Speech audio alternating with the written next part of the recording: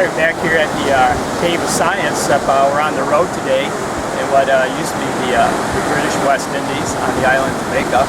And about my history students, if you remember, Jamaica is one time part of the British Empire. And today we're going to talk about global pressure belts, and what better place to do it than the island of Jamaica at about 14 degrees north latitude.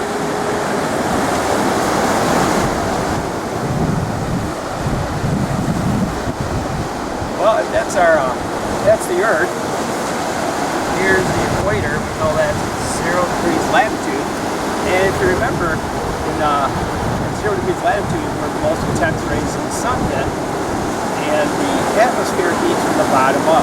So this part of the world gets the energy all year long. So what ends up happening is the heat, the air will rise. Rising air is a low pressure. So this at the equator, that is called the intertropical convergence zone, or it's called the equatorial low. We have a low pressure here at the equator. Well, as this air rises, it moves north and to the south. We're just going to look at the northern hemisphere today. Well, as it rises, it cools, and the air sinks at about 30 degrees north latitude. And 30 degrees north latitude, that would be a subtropical high. 30 degrees north latitude, that is where we have all the great deserts of the world.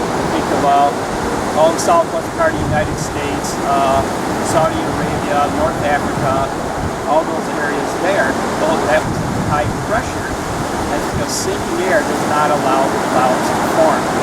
Well, the Earth didn't rotate. The air would just go to the poles, sink, and just have one large rotation.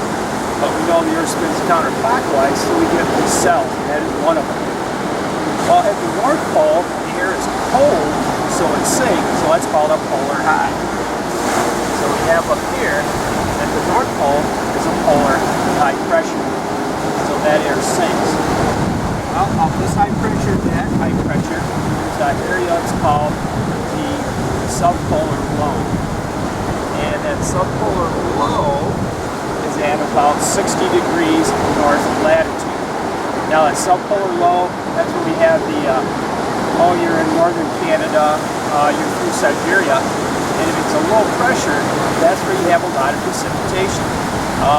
6 degrees north latitude, that precipitation is mainly going to be in the form of rain, and quite often, a lot of years, will be in the form of snow. So the key things to remember here, because we have the Earth rotating, we have what's called the equatorial low, and that's where you have your rainforest. Then we have high pressure at about 30 degrees north latitude, and that's where we have the great deserts of the world. And we have another low pressure at 60 degrees, and then at the very polar region, we have a high pressure because of the sinking air. And actually, think about the Arctic and the Antarctic, they are actually cold deserts. Very, very little precipitation throughout the world. So, that's it from this beautiful location in Jamaica on the West Indies.